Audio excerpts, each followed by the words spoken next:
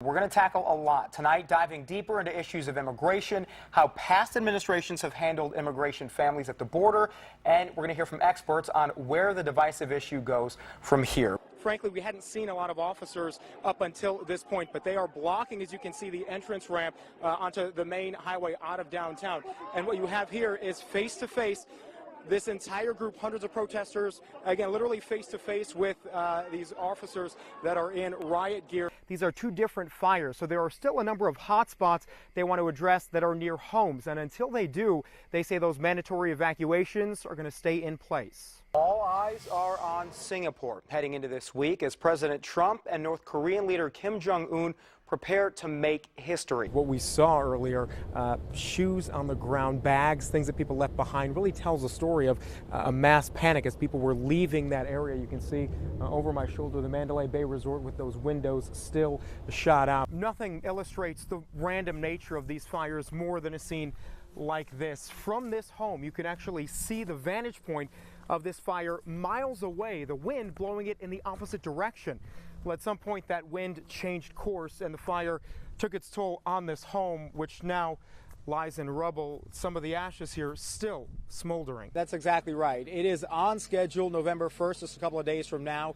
But the budget issue is now the big story. And you can see there are still a lot of people working on this. This sanctuary state bill was really the hallmark of resistance to the Trump administration coming into office for months now, and today it's just one governor's signature away from becoming law here. We've had issues in Stockton with gang violence there. The last statistics we found from the FBI were 793 violent crimes in 2016. How do you try to turn that tide around? Now, when we say the developments on the border between these two towns, we literally mean the border. This sign marks the beginning of Loomis. Now, this open field right next to it is where this Costco is going to be. And if you take a look at where the traffic is coming from, it's all toward the highway, all of which is on the Rockland side. This venue was built on the dime of investors who put in millions of dollars here, all believing that the company that owns this place was making a profit on it. Well, it turns out they were actually losing quite a bit of money, and that was something that the CEO here was hiding intentionally. Now, the global super tanker, it's impressive to see it stationed at McClellan Air Force Base now.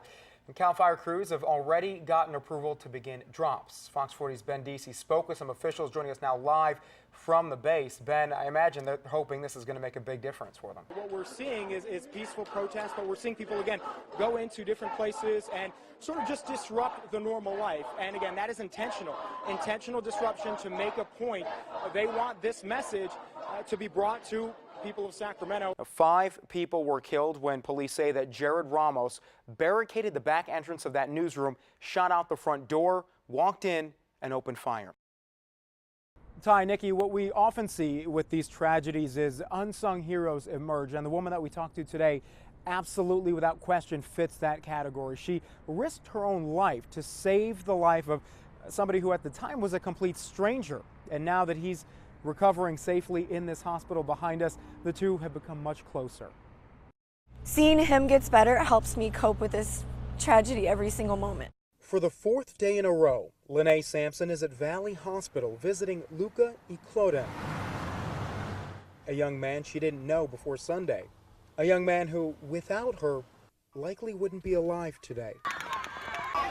We're trying to get into this trailer, and all of a sudden he says to me, "I've been hit." She was working behind the bar at the Country Music Festival when the gunfire started, while hundreds were running away as a man rained bullets down from the 32nd floor of the Mandalay Bay Resort into a crowd. Sampson stopped for Luca, holding him up as the two took cover. And I pull back my hand, and I'm covered in blood. I'm just covered, and all I see is Luca in his hand, his other hand, his phone, and the picture of his mom.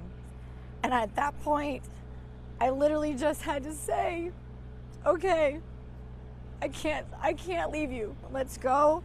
We have to get out of here. We have to move from this spot right now. I don't want nobody to go through that kind of, no parents to feel that. It wasn't until he was safely at the hospital that Sampson got a hold of Tryon Icloden, Luca's father. But not before she got Luca into a wheelbarrow and rolled him into an ambulance. I don't think I prayed in the last 20 years together how much I prayed in that night. The prayers worked. After 7 grueling hours in the OR, Sampson never leaving his side, doctors told Luca's parents their son would survive. He did lose a portion of his right lung, but every day, doctors have told his family he's getting stronger. Talking still leaves him in pain, but when Lucas sees Samson, his hand gestures convey how thankful he is. And I don't know if God just put me in the right spot at the right time and made me strong enough for the both of us. I don't know. We are overwhelmed. I don't know. I have no words to say right now how happy we are and blessed. Claudin says Samson is now like family. He calls her Luca's angel. Thank you. I will never be able to tell you. And while she doesn't have wings, seeing Luca strong enough to smile makes her feel like she's soaring. He's my hero. He's surviving every day, and every minute he gets better. And it just makes me even more happy and excited about everything. That certainly seemed to be what he was trying to argue, and to his credit, a lot of the law enforcement officers in that room largely applauded when he was done. But he certainly used the forum to also lay out his case against the state of California. The immigration battle between California and the Trump administration has been heating up for months, and today, the battlefront moved to Sacramento. California absolutely, it appears to me, is using every power it has, powers it doesn't have, to frustrate federal law enforcement.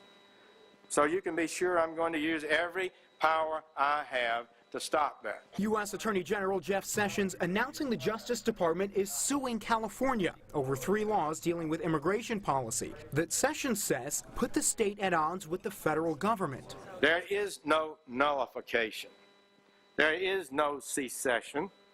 Federal law is the supreme law of the land. Sessions went after California's sanctuary state law, which bars local law enforcement from working with the feds to detain undocumented people, and 2 other state laws which Sessions says offers protection for undocumented criminal elements. Calling out Oakland Mayor Libby Schaaf by name for warning undocumented communities that ICE raids were coming. To Mayor Schaaf, how dare you? How dare you needlessly endanger the lives of our law enforcement officers to promote a radical open borders agenda? What is really truly needed is clarity. Former Sacramento Sheriff John McGinnis introduced Sessions to this law enforcement group. He says California laws make officers' jobs tougher, having to toe the line between federal and state rules. But ultimately that will have to be decided by the court now. There is a large undocumented population in the Sacramento region, however, not committing crimes. And according to Sacramento Police Chief Daniel Hahn, they also need protecting. People in our community are concerned, and we strive really hard to ensure people are comfortable talking to the Sacramento Police Department. Now, it's interesting that the legal precedent for this lawsuit against the state of California is USA v. Arizona, which was an Obama administration suit against the state of Arizona because its local officers were indiscriminately asking people for their legal documents. Now, the Trump administration is using that same case and that same argument against California. As the sun goes down over Sacramento, the nightlife kicks into gear. And as bouncers filter people into the downtown clubs and bars, a second layer of security is laser focused on all of them. A layer so subtle, you might have missed it the first time. Watch again. As this machine scans everyone's ID and a small camera takes everyone's picture. And if you want inside, it's a must. No getting around it. How helpful has this been for you?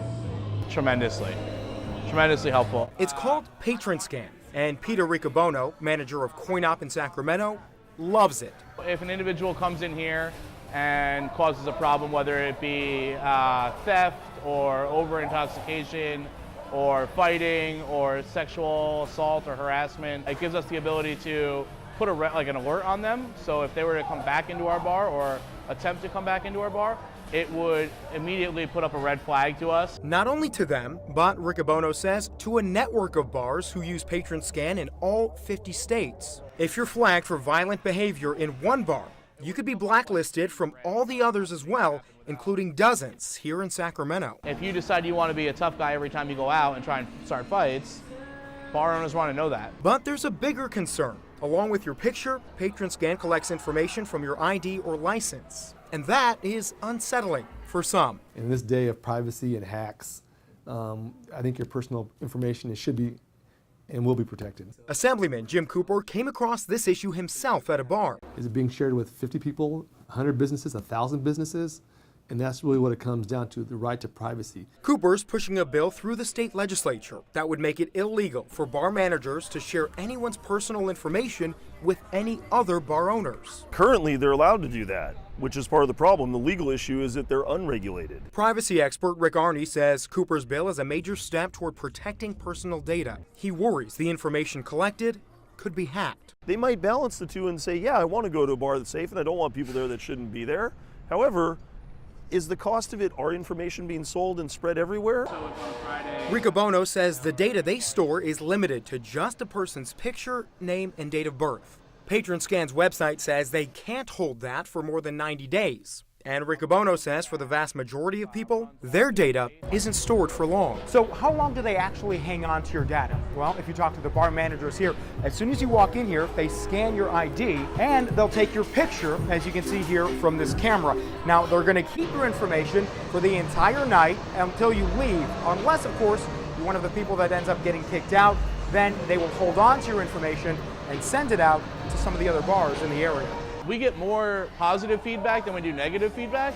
It's true. The majority of bargoers we spoke with didn't have any issues with PatronScan. And in that camp, Erin Tucker, who says she's been sexually assaulted at bars in the past. It's nice to know if something gets out of hand there. If I tell someone, there's actually repercussions. But not everyone at the bar feels that way. Honestly, I was like, why are you taking a picture of me without even me noticing it? Chelsea Schott says the camera caught her off guard. I was very uncomfortable with that.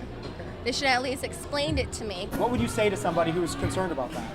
If you are a good human, you should have nothing to worry about. In a world ever more reliant on personal data, the question remains, how much are we willing to give up for security? And at what risk? In Sacramento, Joe Khalil, Fox 40 News.